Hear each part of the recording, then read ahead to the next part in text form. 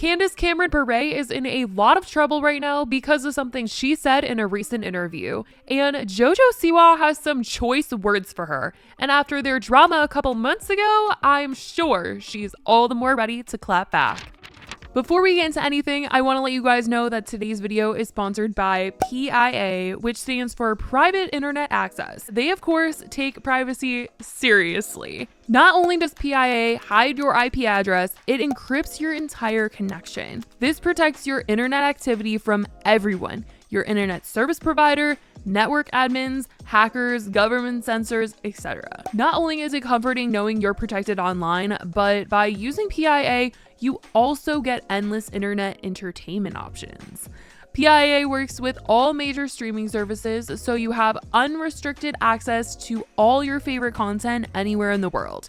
And I have family that live overseas, and sometimes they're watching a show on Netflix and I don't have it here, and it's a whole thing of, oh man, but not with PIA. That means I can access that same Netflix and see all the things that are available over there, since this gives me the ability to access streaming libraries from any location and avoid any restrictions. PIA can connect you to over 83 countries using their world-class servers, and there's a server for every single US state. They also have one of the few VPNs that support P2P file sharing, so you can download just about anything. With PIA, you can get your own dedicated IP address for 100% anonymity. It's available for all platforms across all your devices, and just one membership can protect up to 10 of your devices at the same time. PIA has over 30 million downloads, and you could be the next one to enjoy all of its benefits. You can go to piavpn.com/spillsesh to get 82% off your VPN service, plus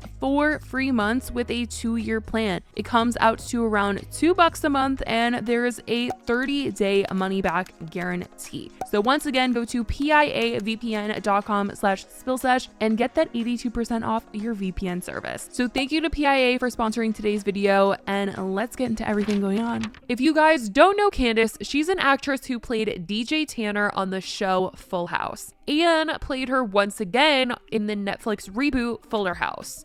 And over the years, fans of that show have been quite heartbroken over some of her stances on certain things. Candace is very rooted in her faith and is vocal about being a conservative. She was also a co-host on The View for a little while, where she was able to talk more publicly about her beliefs and political stances. These views have rubbed people the wrong way over the years, and especially recently. Candace has been a huge part of the Hallmark Channel over the last several years. She's honestly kind of been the face of it, and so it was a pretty big deal when she announced she was leaving and decided to join a new network called Great American Network. Great American Network was founded last year by Bill Abbott, who is the former CEO and president of Hallmark Media. He stepped down following controversies surrounding Hallmark removing a Zola ad placement in 2019 that showed 2 women planning their wedding. Viewers of the Hallmark Channel started a petition urging the cable outlet to remove the ad from its schedule,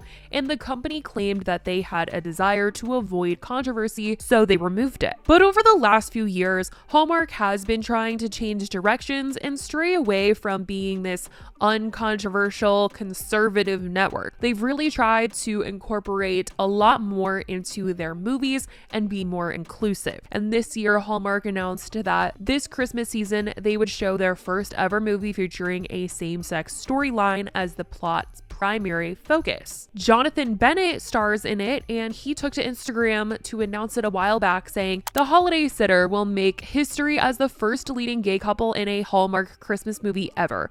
Words can't describe what it feels like to have executive produced and starred in such an incredible story that will mean so much to so many." A huge applause to at Hallmark Channel and all the leaders and executives. They not only believed in the story, but took such good care of it, championed it wholeheartedly the entire process. December 11th will be a very special day. Now, a lot of people were super supportive at Hallmark doing this, mostly because they're excited to see this change. Hallmark has been famous for their Christmas movies all these years, and I think for a while there, people were just feeling like these movies were out of touch. They weren't including a lot of people. People couldn't see themselves in these movies. It wasn't relating to them. And now they're trying to reach out to a new audience, regain that love back, and be more inclusive. And these are just the first steps for them. But this comes with drama, because the same month that this movie was announced, this was the same month that Great American Family announced that Candace would star in their new original movies in the next coming weeks and months. And people were very suspicious if this had to do with Hallmark's announcement with this movie that Jonathan was starring in. And Candace hadn't really spoken out too much about her leaving Hallmark until now. But things that have come out this week have been extremely telling, and it's causing a lot of backlash to come her way. In an interview with Wall Street Journal this week, she was asked about her reasons as to why she ended up leaving Hallmark, and they said that she declines to discuss her departure from Hallmark beyond saying it basically is a completely different network than when I started because of the change of leadership. So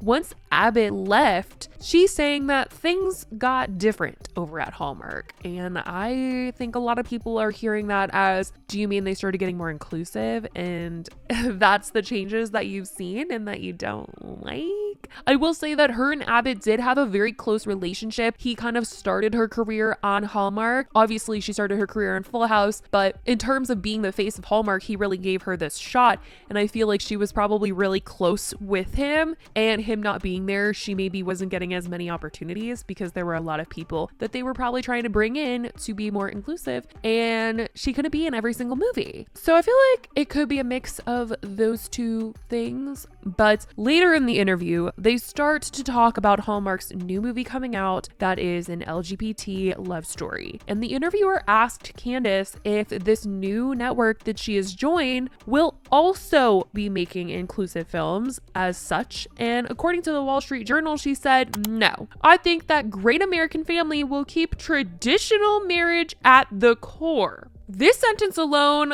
you guys, it immediately went around online because people were really upset to hear someone say this. Traditional marriage at the core. Girl, come on now. JOJO SIWA had some words for Candace, and she posted this article on Instagram, and she captioned it, honestly, I can't believe after everything that went down just a few months ago that she would not only create a movie with intention of excluding LGBTQIA+, but then also talk about it in the press. This is rude and hurtful to a whole community of people. And there were so many people in JoJo's comments supporting what she said, including Jodie Sweetin, who is Candace's Full House co-star. And her and Jodie are really close. Candace was literally at her wedding not too long ago. So to see her immediately switch up and say, JoJo, you know I love you. It's obviously a very big deal if Jodie is speaking out about this because of how close she is with Candace. That's how you know this is all the way effed up. And JoJo coming out to talk about this is definitely adding fuel to the fire in terms of her and Candace's little drama from earlier this year. And I don't think these two will ever be in the same room getting along. That is for sure. Because if you guys remember, there was drama between them, and it all had to do with the fact that there was a trend on TikTok going around where you're supposed to like spill some tea really quickly. You like show a celebrity you have a crush on, a person that you've met, like a rude person, and you show the picture of them really quickly, so you know people have to like try and pause to see, and most of the time it's so fast you can't even pause it. But when JoJo participated in the trend, she showed that the rudest celebrity that she's ever met was Candace, and everyone was like, oh my gosh, wondering if JoJo thought she was the rudest celebrity,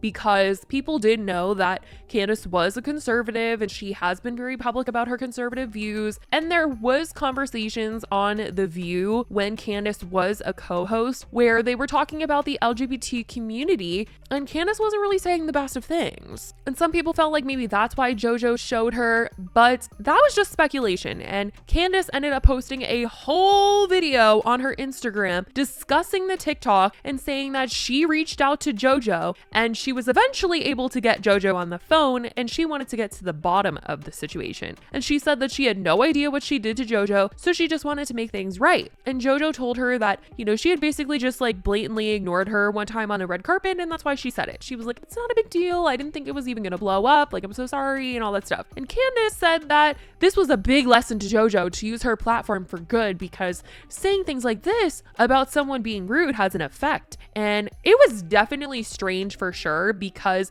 Candace was over here saying that JoJo was telling her, oh, I didn't know it was going to go viral and all that stuff. Like, JoJo, you have millions of followers. I know you knew that was going to go viral, and everything that you post goes viral. So people were just feeling like JoJo wanted to get off the phone with Candace and was not about to tell her like the real reasons why she didn't really like her, or like the real reasons she got a bad vibe from her. And a lot of people felt like it was maybe because JoJo had come out, and maybe she felt like Candace didn't like her because of those reasons. But JoJo was also saying that she was very young when this happened, and I feel like it was before she came out. But anyway, there was a lot of speculation surrounding that drama. So I don't think that JoJo's opinions on Candace will be changing anytime soon, especially after this. Now, following all of this though, Candace's daughter Natasha took to social media to defend her mom by posting this photo on Instagram, and Natasha also defended her mom back in the JoJo situation. But anyway, this is what she had to say this time. My favorite people in the entire world. The Lord blessed me with the best parents I could have ever asked for, raising us up in the world of God and bringing glory to his name. I don't know where I'd be without both of them. I love you at Candace Bure for continuously choosing Christ before all. The media is an absolutely vile space for negativity, and I applaud you every time for how you handle yourself with the utmost grace. As they continuously twist the narrative to beat down on the kingdom, you stand firm in faith and never let others dim your light for him. No matter how out of context or warped the words may get, the enemy will not prevail. Society has gotten completely out of hand with believing every strategically worded headline broadcasted by the media, followed by cancel culture, which is nothing but ugly. It is so incredibly sad to watch. I am lucky to get to view you from a lens closer than most and see how you are truly the real deal. The Lord shines through you time and time again. The battle is his. Obviously, this was her mom. She's a good person to her, and she can see how she loves others and cares for some people, but words hurt in the Wall Street Journal statement isn't loving or caring at the end of the day. And due to the backlash, Candace has since responded to the situation. She posted on her Instagram feed as well as her Instagram story and said, I would like to address my comments on Great American Families programming as reported in the Wall Street Journal. All of you who know me know beyond question that I have great love and affection for all people. It absolutely breaks my heart that anyone would ever think I intentionally would want to offend and hurt anyone. It saddens me that the media is often seeking to divide us, even around a subject as comforting and merry as Christmas movies. But given the toxic climate in our culture right now, I shouldn't be surprised. We need Christmas more than ever. I am a devoted Christian, which means that I believe that every human being bears the image of God. Because of that, I am called to love all people, and I do. If you know me, you know that I am a person who loves fiercely and indiscriminately. My heart yearns to build bridges and bring people one step closer to God, to love others well, and to simply be a reflection of God's huge love for all of us. To the members of the media responsible for using this opportunity to fan flames of conflict and hate, I have a simple message.